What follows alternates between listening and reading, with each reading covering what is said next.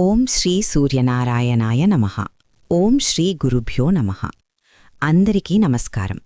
రాబోయే శ్రీ పరాభవనామ సంవత్సరంలో ద్వాదశ రాసులలో 5వదైన రాజసం ఉట్టిపడే సింహరాశివారి జాతక ఫలితాలు, ఆదాయ వ్యయాలు మరియు రాజపూజ్య అవమానాలు ఎలా ఉన్నాయో ఇప్పుడు వివరంగా తెలుసుకుందాం. ముందుగా సింహరాశివారి ఆర్థిక పరిస్థితిని గమనిస్తే ఈ సంవత్సరమంతా సమతూకంగా ఉండబోతోందని చెప్పవచ్చు.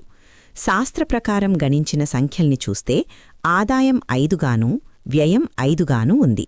దీని అర్థం చాలా స్పష్టం. రాబడి ఎంత ఉందో ఖర్చు కూడా అంతే ఉంటుంది.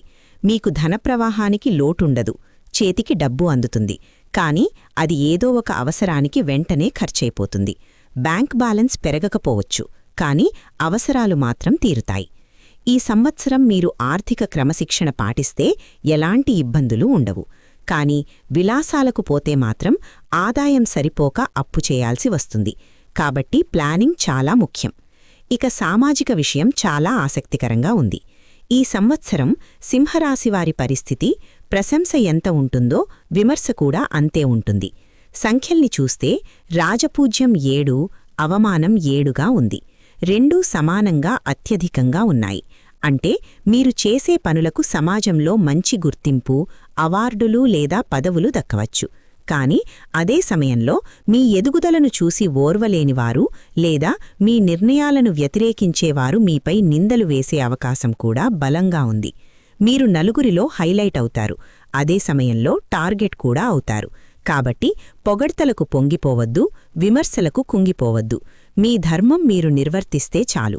మొత్తంగా చూస్తే శ్రీ పరాభవనామ సంవత్సరంలో సింహరాశివారికి ఎంత వస్తుందో అంత పోతుంది, ఎంత పొగుడుతారో అంత తిడతారు. ఇది ఒక రకంగా బ్యాలెన్స్డ్ ఇయర్. భయపడాల్సిన పనిలేదు, కాని మీ వ్యక్తిత్వాన్ని కాపాడుకుంటూ ముందుకు సాగాలి.